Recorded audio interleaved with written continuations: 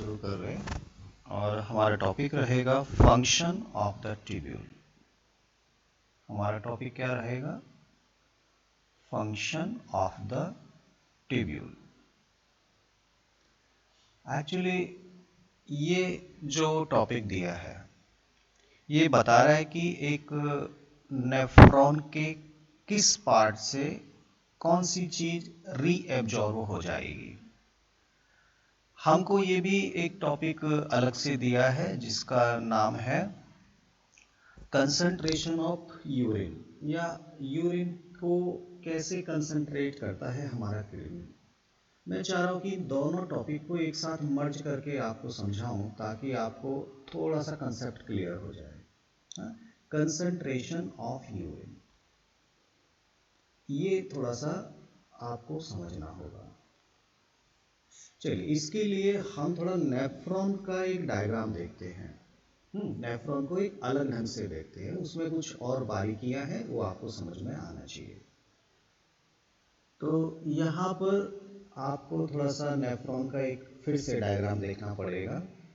ये मान लीजिए मैंने बनाया वॉमेन कैप्सूल, ये हो गया हमारा वॉमेन कैप्सूल, ये हो गया आपका पीसीटी, और ये हो गया आपका हैंडले लूप। मैं एक एक चीज अभी आपको समझाऊंगा कि मैं आखिर ऐसा क्यों बना रहा हूं।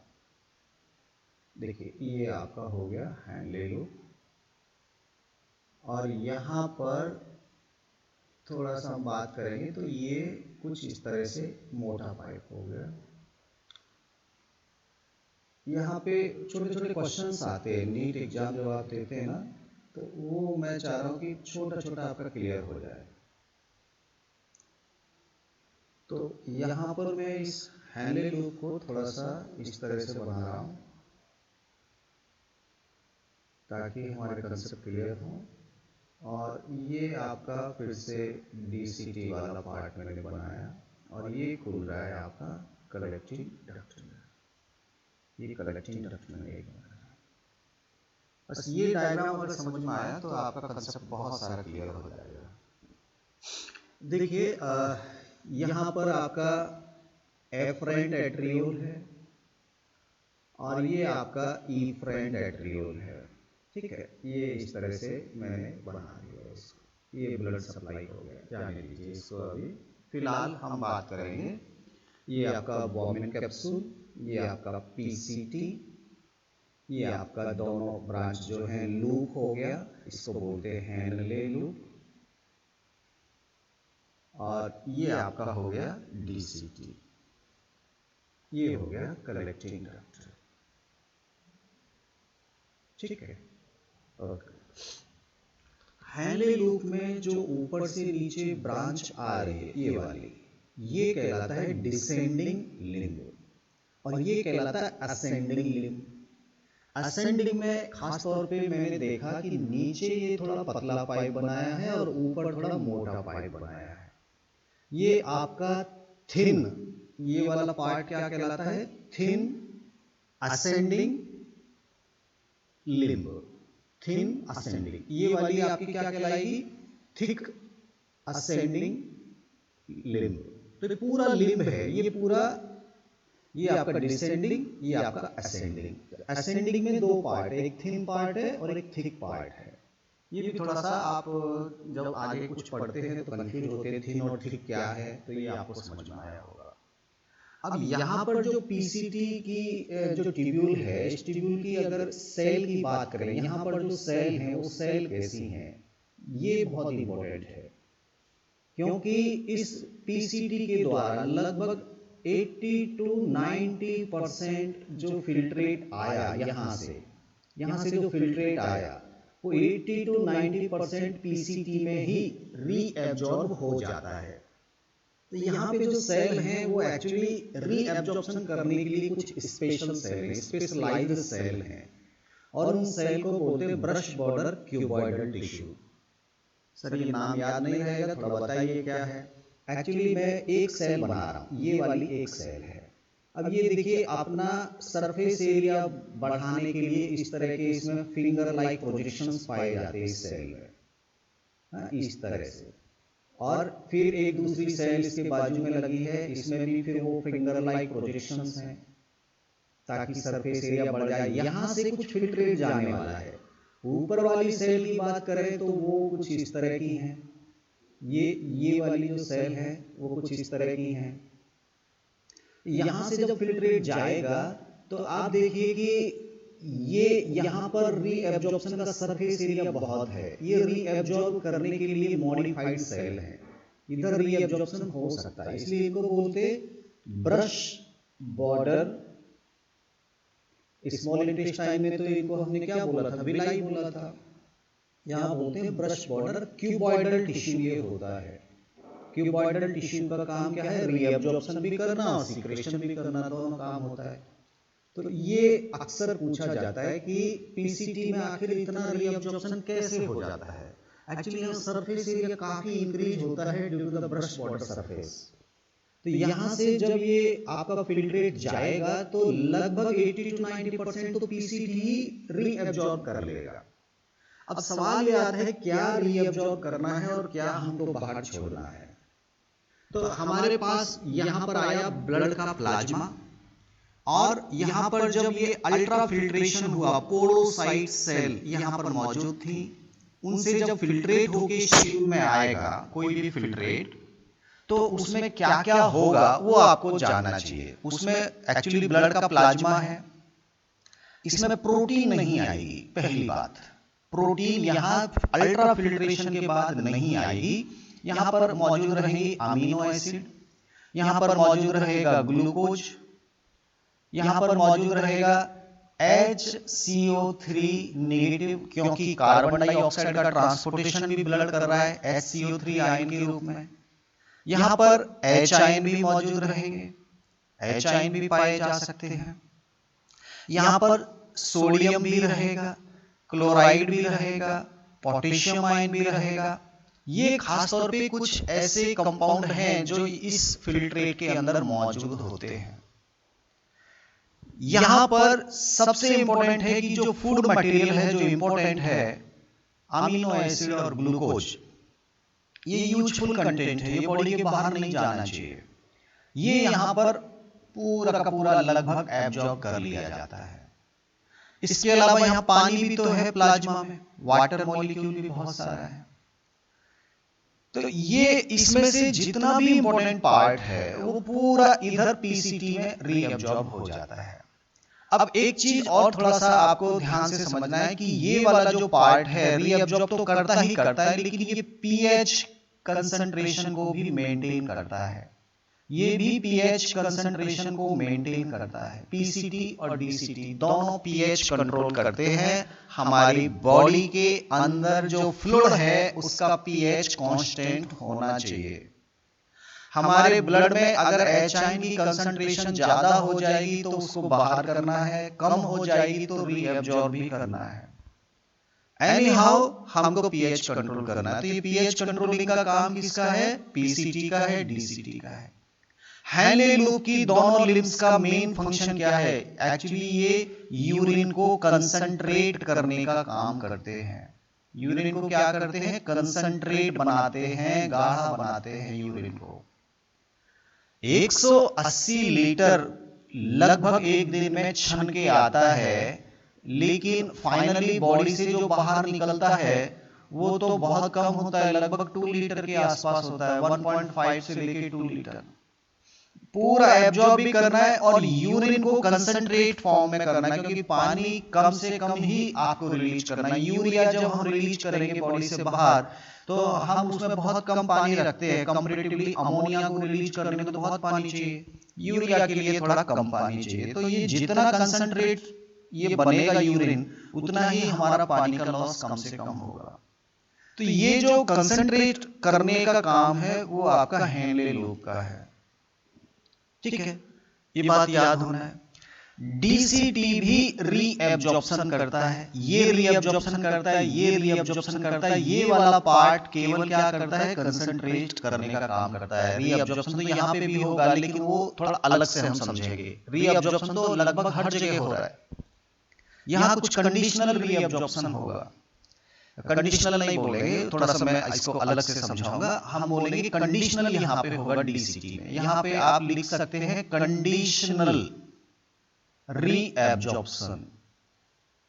ये आपसे कई बार पूछा जाता है कॉम्पिटिटिव एग्जाम में कि कंडीशनल रीएब्जॉर्प्शन किस पार्ट से होता है। आंसर आएगा डीसीटी। ये वो जगह है जहां से हार्मोन सीक्रेट होते हैं। आपने जेजीए पढ़ा था, जेजीए, जब एफरेंट एड्रियल यहां से गई तो यहां से ही जेजीए निकला था।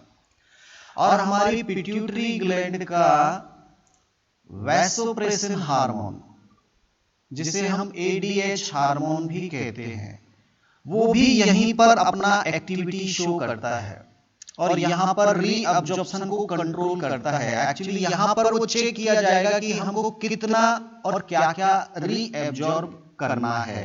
ये सब कुछ हार्मोन्स के कंट्रोल में होगा इस पार्ट में, इसलिए इसको बोलते हैं कंडीशनल रीअब्जॉर्प्शन। आपके बॉडी में कितना फिल्ट्रेट बाहर करना है, कितना अंदर ही रखना है, ये सब हार्मोन से कंट्रोल होता है। और वो हार्मोन जितने आएंगे ये डीसीटी उसी के अकॉर्डिंग काम करता है। इसीलिए हम इसको कंडीशनल रीअब्जॉर्प्शन का पार्ट बोलते हैं। क्लियर हो गया? ठीक है। अब देखते हैं कहां कहां क्या क्या मेन एब्जॉर्ब होता है। एक चीज और समझा दूं, पीएच कैसे कंट्रोल किया जाएगा। पीएच कंट्रोल करने का केवल एक तरीका है। एक तो एच आयन जो ब्लड में है और हमारे बॉडी के फ्लूइड में है, एच आयन। अगर पीएच ज्यादा हो रहा है, एच आयन की कंसंट्रेशन बढ़ रही है, तो एच आयन को रिमूव करना पड़ेगा, एच आयन को रिमूव करना पड़ेगा। ठीक है। अगर मान लीजिए हमारे बॉडी फ्लूइड में एच आयन बहुत कम हो रहे हैं, तो फिर हम क्या करते, यहां से वापस HCO3 को एब्जॉर्ब कर लेंगे। ये भी काम किया जा सकता है, ये भी काम किया जा सकता है।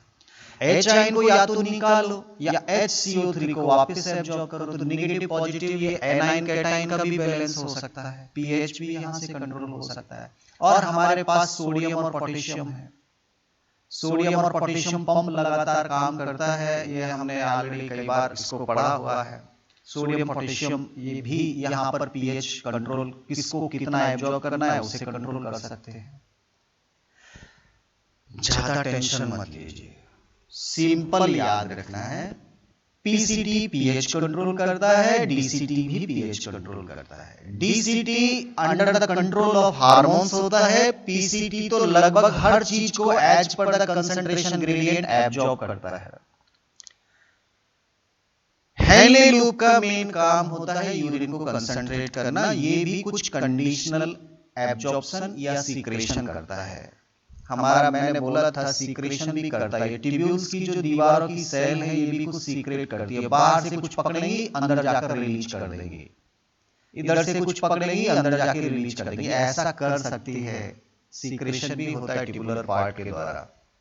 देखते हैं कहां कहां क्या क्या होता है। ये चीज समझना है।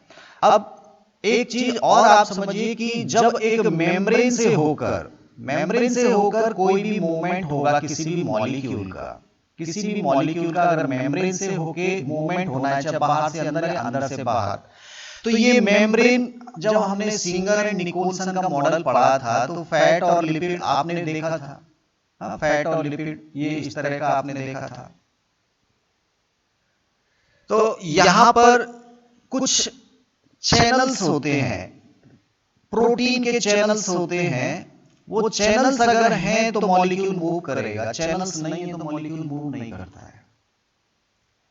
यहां पर ये जो डिसेंडिंग लिम्ब है, यहां वाटर को ट्रांसफर करने वाले चैनल्स मौजूद हैं, इसीलिए पानी यहां से अंदर से बाहर आता है। Water molecule can go through the tubule towards the body fluid. यहां वाटर को परमिट करने वाले चैनल्स मौजूद है इस मेम्ब्रेन में। और यहां पर आपके जो चैनल्स मौजूद हैं, खास तौर पे वो चैनल्स हैं आपके NaCl के और यूरिया के। ये दो चैनल्स इधर मौजूद हैं, थिक में यहां पर NaCl के मौजूद हैं ये चैनल्स। पानी यहां से ट्रांसफर नहीं हो सकता। मैं एक बार फिर से रिपीट कर रहा हूं, descending limb is permeable to water but minerals can not pass through this descending limb. किसके लिए परमेबल है? केवल वाटर के लिए।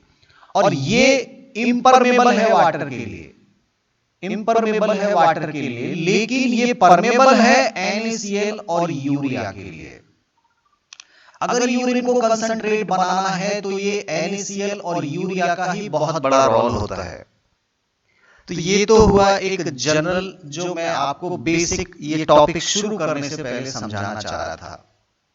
पीसीटी का मेन काम मोस्ट ऑफ पार्ट को रीअब्जॉर्ब कर लेना और पीएच कंट्रोल करना। डीसीटी का काम हार्मोन्स के कंट्रोल में रहने वाला है, इसलिए कंडीशनल रीअब्जॉर्प्शन होगा। जरूरत पड़ेगी बॉडी को तो एब्जॉर्ब करेंगे, जरूरत पड़ेगी तो बॉडी से एब्जॉर्ब नहीं करेंगे। और पीएच कंट्रोल भी काम करता है। ये जो आपका असेंडिंग है, ये पानी को बाहर निकालेगा यूरिन में से, यूरिन में से पानी को बाहर निकालेगा। और जो आपका असेंडिंग पार्ट है, असेंडिंग पार्ट NaCl और यूरिया को इसमें मूव कराएगा, इसका मूवमेंट होगा। NaCl निकल निकल के बाहर आएगा, यूरिया भी निकल निकल के बाहर आएगा। यूरिया इसके अंदर भी जा सकता है, वो एज पर द रिक्वायरमेंट होगा।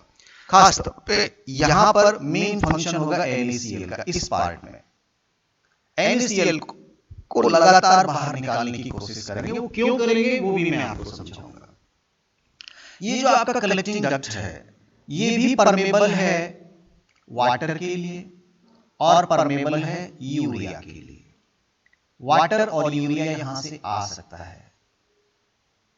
सर यूरिया तो बाहर जाना चाहिए, कलेक्टिंग डक्ट है, यूरिन में बाहर जाना चाहिए। ठीक है, जाएगा, लेकिन कुछ मात्रा में यूरिया को वापस फिर से ले लिया जाएगा। 100% यूरिया को बॉडी से बाहर नहीं निकालते, क्योंकि अगर पूरा यूरिया बाहर निकल जाएगा तो हमारे बॉडी के फ्लूइड की कंसंट्रेशन कम हो जाएगी, जो एक बहुत बड़ी प्रॉब्लम हो सकती है।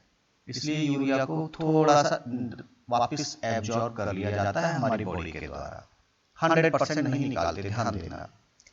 चलिए, ये तो हो गई बेसिक इंफॉर्मेशन। मैंने ब्रश बॉर्डर सेल को कंसेप्ट क्लियर किया। मैंने बताया कि ब्लड के प्लाज्मा में क्या क्या फिल्टर होके आएगा, उसमें से पानी को एब्जॉर्ब करना बहुत जरूरी है, क्योंकि बहुत पानी जा रहा है। उसमें से फूड को एब्जॉर्ब करना बहुत जरूरी है। और पीएच कंट्रोल के लिए sodium, potassium, H ion, HCO3 ion, इनको भी यहाँ पे एब्जॉर्ब रीअब्जॉर्ब करना जरूरी है। अब इसी डायग्राम को थोड़ा मैं अलग ढंग से दोबारा से बनाऊंगा।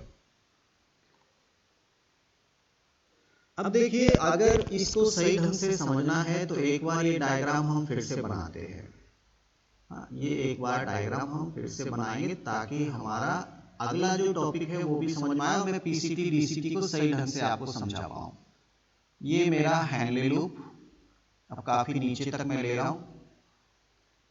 ये हैनले लूप को थोड़ा सा थिक कर देना है, और फिर ये और इस तरह से। देखिए, यहां पर काउंटर करंट मैकेनिज्म भी मैं समझाने का प्रयास कर रहा हूं। थोड़ा सा गलत हो गया, चलो ठीक है, ठीक नहीं है, थोड़ा सा इसको सही कर लेते हैं।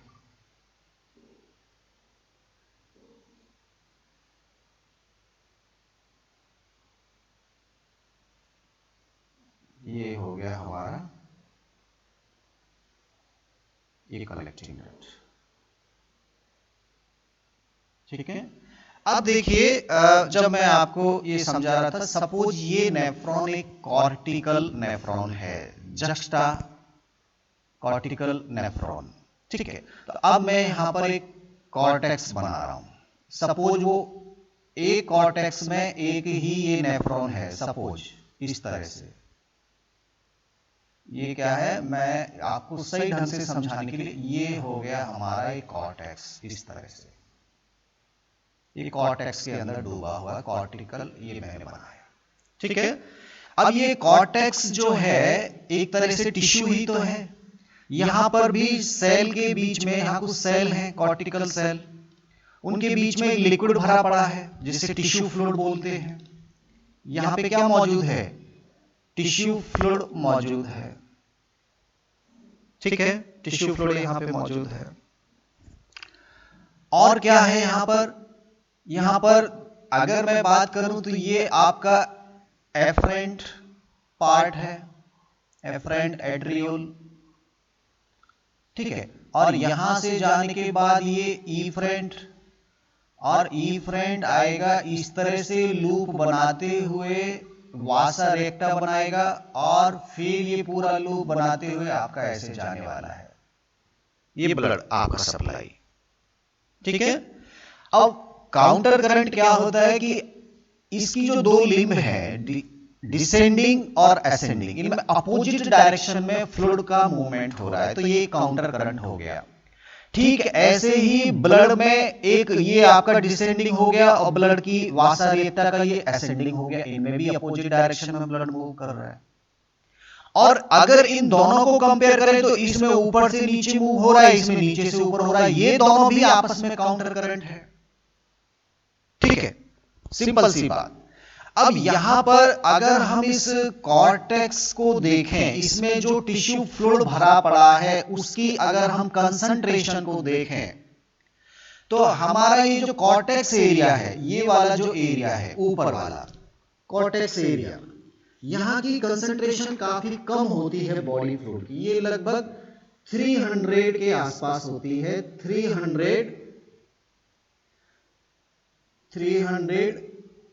मिली ऑस्मोलेरिटी, ऑस्मोसिस मोल आप इसको कह सकते हैं, मिली ऑस्मो, थोड़ा सा गलत हो गया, मिली ऑस्मो मोलरिटी, हाँ ये इस तरह का थोड़ा यूनिट है इसका। ये 300 कंसंट्रेशन है, आप ये समझिए। बाहर कितना कंसंट्रेशन है? 300। जैसे जैसे हम ऊपर से नीचे जाएंगे इस कॉर्टेक्स के अंदर, यहां पर जो फ्लूइड भरा पड़ा है, ये जो टिश्यू फ्लूइड है, इसकी कंसंट्रेशन ज्यादा होती है जैसे जैसे ऊपर से नीचे जाएंगे। हम अगर थोड़ा थोड़ा इसको देखें, ये कॉर्टेक्स के यहां तक 300 हो गया, अगर यहां से यहां तक की बात करेंगे तो ये थोड़ा सा कंसंट्रेट हो जाएगा, मान लीजिए 600 मिली ऑस्मोलेरिटी हो जाएगा। ऊपर से और नीचे आएंगे, ये थोड़ा और बढ़ जाएगा, मान लीजिए 900 हो गया। और थोड़ा नीचे आएंगे तो ये जो आपका हेनले लूप का टिप है, सपोज यहां तक जो लिक्विड है, इसका नीचे का ये ऑस्मोलेरिटी यहां पहुंचते पहुंचते ये 1200 मिली ऑस्मोलेरिटी हो जाता है, 1200 कंसंट्रेशन हो जाता है। यहां का जो ये जो लिक्विड है, यहां पे जो टिश्यू फ्लूइड है, इट इज मोर कंसंट्रेट। जैसे जैसे ऊपर जाएंगे कंसंट्रेशन कम है, और यहां जाते जाते कंसंट्रेशन 300 रह जाती है, यहां पर 1200 होती है। किसकी? कॉर्टेक्स के फ्लूइड की। अब देखिए ये कैसे हो रहा है, यहां कंसंट्रेशन 300, यहां कंसंट्रेशन 600, यहां कंसंट्रेशन 900, यहां कंसंट्रेशन पहुंचते पहुंचते 1200 हो गई। ये टिश्यू फ्लूइड की, ये मेडुला के अंदर की कंसंट्रेशन है। अब यहां से निकला फिल्ट्रेट, ये आपका एब्जॉर्ब क्या क्या हो जाएगा पीसीटी में, सबसे पहले बात करो। सबसे पहले हाँ एक चीज और थोड़ा समझना है कि जो एब्जॉर्प्शन होता है वो कई चीजों का एक्टिव होता है और कई चीजों का पैसिव होता है। जो इंपॉर्टेंट चीज है जैसे ग्लूकोज है, अमीनो एसिड है, वो तो एनी हाउ कैसे भी करके हमको वापस खींचना है, तो उसके लिए हमको चाहे एनर्जी खर्च करनी पड़े तो भी हम उसको खींचते हैं। वो एक्टिव एब्जॉर्प्शन होता है ग्लूकोज का, अमीनो एसिड का। और पैसिव जनरली वाटर का, मिनरल्स का, NaCl का, इनका जनरली पैसिव एब्जॉर्प्शन होता है, ठीक है। और ब्रश वाटर सेल है तो आसानी से ये एब्जॉर्प्शन हो जाएगा। तो सबसे पहले बात करते हैं पीसीटी में। पीसीटी में आपका लगभग 70 to 80% जो भी है वो आपका एब्जॉर्ब हो जाएगा। फूड खास तौर पे हम बात करेंगे, और पीएच वैल्यू मेंटेन करेगा। अब देखिए यहाँ जो लिक्विड आया हुआ है, ये लिक्विड आया है, ये लिक्विड बहुत पतला है। क्यों? क्योंकि उसमें पानी ही पानी है बहुत सारा। यहां पर एब्जॉर्ब हो रहा है पानी, H2O निकल गया, यहां से ग्लूकोज निकल गया, यहां से अमीनो एसिड निकल गए। हाँ, थोड़ा सा इसमें पीएच कंट्रोल करने के लिए हम इस लिक्विड में, यहाँ पे जो लिक्विड है उसमें से H आयन को इसमें ड्रॉप कर देते हैं ताकि ये एक्स्ट्रा जो pH हमारी बढ़ रही है वो इसमें चली जाए। ठीक है, ये एब्जॉर्ब होने के बाद बहुत सारी चीज घुली थी वो इसमें से निकल गई। अब यहां पर आया ये आपका फिल्ट्रेट। ठीक है, अब ये फिल्ट्रेट आएगा। अब ये जो पाइप है अंदर से अब और किसी मॉलिक्यूल को बाहर नहीं जाने देगा सिवाय वाटर के, केवल पानी बाहर जा सकता है। अब देखिए पानी अंदर आता जा रहा है, इसमें पानी पानी भरा पड़ा है और किसी को तो निकलने नहीं देगा। अब जैसे ही ये मान लीजिए 300 था तो इस ब्लड के इस फिल्ट्रेट के अंदर भी ऑस्मोलैरिटी कितनी है 300, क्योंकि अगर ज्यादा होती तो ये फिर एक्सचेंज हो गया ना यहां पे हर चीज। इधर अगर इसका 300 है तो इसके अंदर भी 300 होना है। अगर ये ज्यादा है तो फिर यहां एब्जॉर्ब हो जाएगा, डिफ्यूज हो जाएगा। अब जैसे ही ऊपर से नीचे आया यहाँ 600, मतलब यहाँ पानी की कमी है और इसके अंदर पानी ज्यादा है क्योंकि पहले वो 300 वाला था। जैसे ही नीचे आएगा इसके अंदर पानी ज्यादा है तो पानी डिफ्यूज होकर बाहर आना शुरू हो जाएगा। अंदर जैसे ही अंदर से पानी बाहर गया, अब ये चीज कंसंट्रेट हो गई और ये भी 600 की हो गई। क्यों हो गई 600? क्योंकि इसका पानी जो पहले 300 ये ज्यादा पतला था, पानी ज्यादा था, अब पानी बाहर चला गया। जितना बाहर 600 अंदर भी ये 600 हो गया। ठीक है, अभी और नीचे जाने दो। अब यहां पर तो ये 900 है और इसके अंदर अभी 600 आ रहा था। अब क्या होगा, पानी फिर से बाहर आएगा। तो जैसे जैसे ऊपर से नीचे इसमें फिल्ट्रेट आता है, बाहर चूंकि वाटर मॉलिक्यूल की कंसंट्रेशन कम है, वो ज्यादा कंसंट्रेट फ्लूइड है, पानी कम है इसमें, इसलिए पानी यहां पर बाहर आना शुरू हो जाता है। और वाटर मॉलिक्यूल के लिए अलाउ है ये वाली मेम्ब्रेन। यहां ऐसे चैनल्स हैं जहां से पानी निकल सकता है। जैसे जैसे जितना जितना नीचे आएगा इसके अंदर अब यूरिन आपका कंसंट्रेट हो चुका है 1200, पूरा पानी बाहर निकल गया यूरिन का। और ये 1200 पर अब ये फिल्ट्रेट आ गए। सबसे ज्यादा कंसंट्रेट यूरिन है आपके पास। यूरिन भी कंसंट्रेट हो गया और पानी यहां पर आ रहा है। आप बोलेंगे सर लगातार पानी आएगा तो ये भी तो आपका डाइल्यूट हो जाना चाहिए। बिल्कुल होता है ये डाइल्यूट, लेकिन डाइल्यूट कैसे होगा? ये तो पूरा एक एरिया है ना, इस तरह से यहां पर डाइल्यूट ये हो रहा है, इसमें पानी ज्यादा आ गया, यहां पर पानी ज्यादा आ गया इधर से। तो अब क्या होगा, अब ये यहां पे जो चैनल्स है वो इसमें से NaCl को खींचना शुरू कर देंगे क्योंकि यहां पानी ज्यादा हो गया। पानी ज्यादा हो गया ना, इधर पानी ज्यादा हो गया, इसके अंदर एकदम कंसंट्रेट है, इसमें बहुत सारे मिनरल्स घुले। अब वो मिनरल्स मूव करना शुरू कर दिए, तो जितना पानी इधर आया उतने ही NaCl इधर आ गए। तो पूरा ये फिर से 1200 बन गया ये वाला इलाका। लेकिन इसके NaCl निकल गए, इसके NaCl निकलते जा रहे। अब जितना इधर 900 था, इधर पानी आया, उसने थोड़ा बढ़ाया होगा, लेकिन इधर से NaCl फिर से निकल गया, तो फिर से वो 900 ही बन गया कंसंट्रेशन। तो जैसे जैसे इसमें ऊपर अब ये फ्लूइड जाएगा, इसकी कंसंट्रेशन कम होती जाएगी। क्यों होती जाएगी? क्योंकि उसमें से NaCl सॉल्यूट जो घुला था वो वापस इस कॉर्टेक्स के द्वारा एब्जॉर्ब कर लिया जाएगा और यहां पहुंचते पहुंचते इसके अंदर वही 300 ऑस्मोलैरिटी बन जाएगी, क्योंकि इस कॉर्टेक्स में भी 300 ऑस्मोलैरिटी है।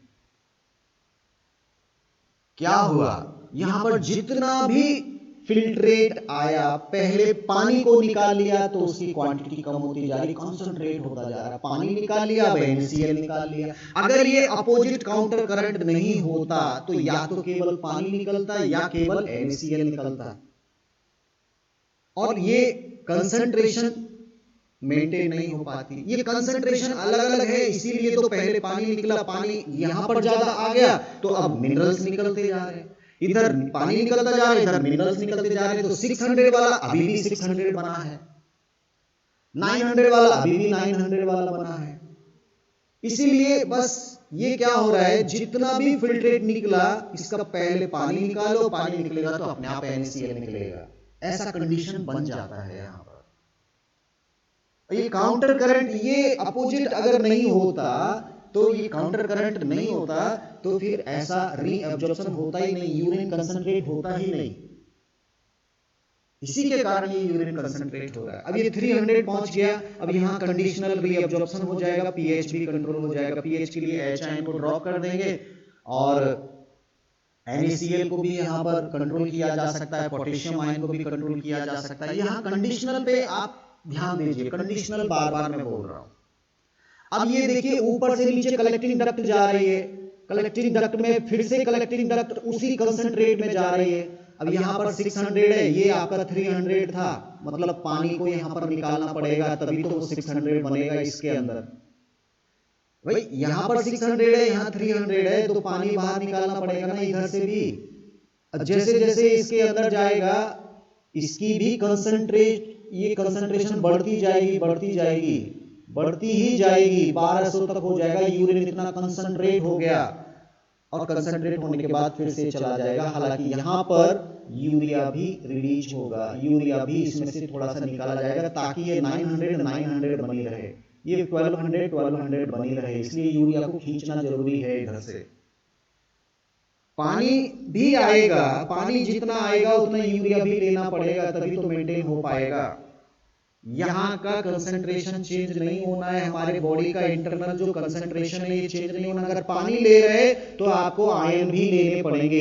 इधर अगर आपने पानी लिया तो इधर भी आपने NaCl लिया ना, तो इधर अगर पानी आ रहा है तो NaCl भी आएगा, इधर पानी आएगा तो NaCl भी आएगा, पानी आएगा तो NaCl भी आएगा। ये लगातार जैसे जैसे ऊपर से नीचे मूव करेगा उतना ही कंसंट्रेट होता जाएगा यूरिन, और इसीलिए हमारे यूरिन में बहुत कम पानी होता है और यूरिया बहुत होता है। ये मिनिमाइज करने के लिए ऐसा होना जरूरी है। ये हमारे बॉडी का जो ऑस्मोलैरिटी है, जो कंसंट्रेशन है, जो मेडुला की स्पेशल अलग अलग जगह अलग अलग कंसंट्रेशन है, इसी के कारण हमारे बॉडी से वाटर का लॉस कम होता है और हम आसानी से यूरिया को एक्सक्रिएट कर पाते हैं। चलिए जल्दी से आप देखिए पीसीटी की बात करते हैं तो मेन फंक्शन क्या हो गया? Absorption of all essential nutrients, electrolytes and balance of pH, खत्म हो गया। हैनले लूप के फंक्शन देखिए, हैनले लूप का मेन काम है maintenance of high osmolarity of medullary interstitial fluid. ये मेडुला का इंटरस्टीडियल फ्लूइड है, इसकी ऑस्मोलैरिटी को मेंटेन करना इसी का काम है। साथ ही साथ यूरिन को कंसंट्रेट करना, जो अमाउंट है इतना रिलीज हुआ उसमें से पानी निकालो, फिर मिनरल्स निकालो, अपना काम हो जाएगा और यूरिन बहुत कम जाएगा हमारे बॉडी से बाहर। हैनले लूप का काम है concentration of urine banana. DCT की बात करते हैं तो कंडीशनल रीअब्जॉर्प्शन यहाँ पे करना है, खासतौर पे हम सोडियम और वाटर का एब्जॉर्प्शन और सीक्रेशन यहाँ पर देखते हैं, और ये भी पीएच वैल्यू मेंटेन करता है। कलेक्टिंग डक्ट से कौन कौन रिलीज होता है, कौन कौन एब्जॉर्ब होता है? वाटर एब्जॉर्ब होता है। ये पूछा जाता है क्या कलेक्टिंग डक्ट भी रीअब्जॉर्प्शन करवाती है? बिल्कुल करती है। पानी को उसमें से यूरिन में से निकालकर इस मेडुला के अंदर लाती है ताकि मेडुला के अंदर पानी आपका वापस आ जाए। अब समझिए ये जो मैंने वासा रिएक्टर बनाया इसका क्या रोल है?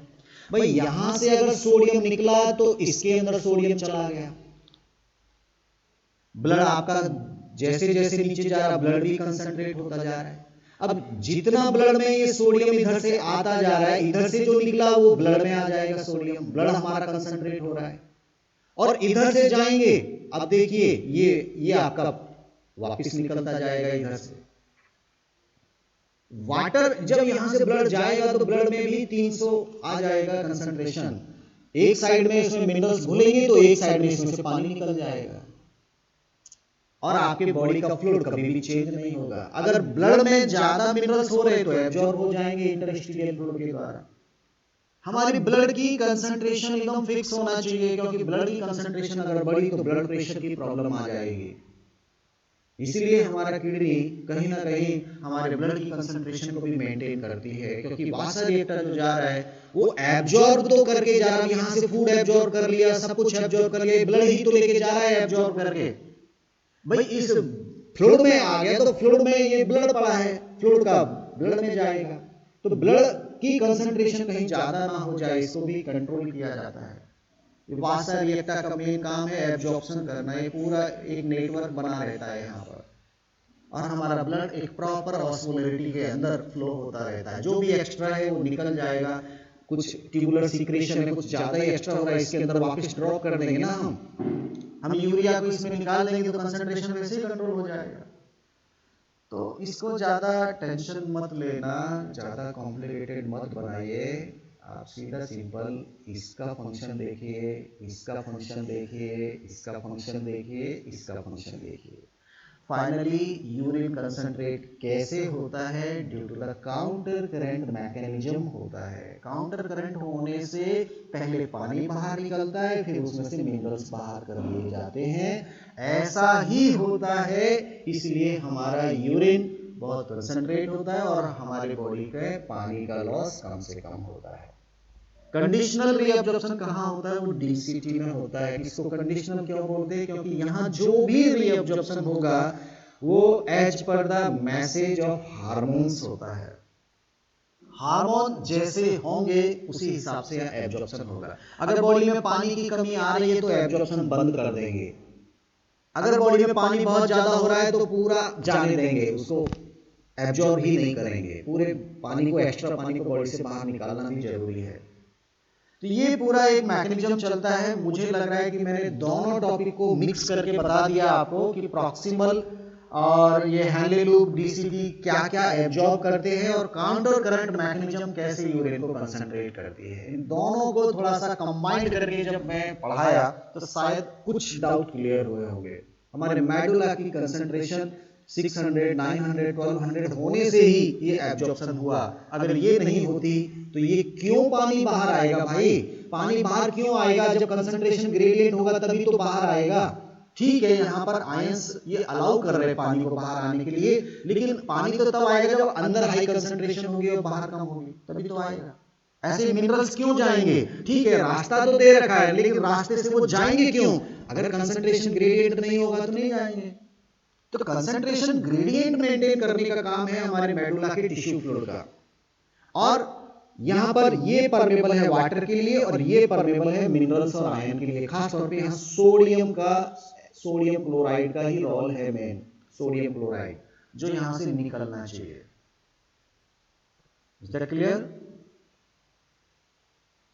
ज्यादा टेंशन मत लीजिए, थोड़ा टॉपिक सिंपल वे में पढ़िए। यहां से केवल एक क्वेश्चन आता है, या तो आपसे कुछ पार्ट के नाम पूछता है कि कहां से क्या क्या एब्जॉर्ब होता है, और what do you mean by counter current mechanism. Counter current mechanism is a process by which the filtrate will be concentrate. जो भी फिल्ट्रेट हुआ है उसको कंसंट्रेट करने का तरीका है counter current mechanism. And the both limbs of Henle loop can flow their fluid in opposite direction, so it is known as counter current. And by this counter current the exchange of water and NaCl will be taken. तो ये सब होता है। ठीक है, थोड़ा आपने इसे पढ़िएगा, थोड़ा सा और समझने की कोशिश कीजिएगा। अगर आपको आवश्यकता लगती है तो वाकई में कुछ वीडियो भी देखना, जिससे आपका ये कुछ एनिमेशन वाला वीडियो होता है उसमें कैसे क्या क्या मूव कर रहा है वो भी आपको समझ में आएगा। तो हमारा ये टॉपिक हो गया खत्म। हम कल के टॉपिक में बात करेंगे रेगुलेशन ऑफ किडनी फंक्शन। आखिर पूरे किडनी के फंक्शन को कौन रेगुलेट करता है, कौन कंट्रोल करता है कि कितना कंसंट्रेशन होना है, किसको एब्जॉर्ब करना है, किसको बाहर निकालना है। किडनी के फिल्ट्रेशन पे कंट्रोल कैसे होता है, तो ये टॉपिक थोड़ा सा समझने वाला है। कल की क्लास में हम इसको पूरा करेंगे। तो आज के लिए केवल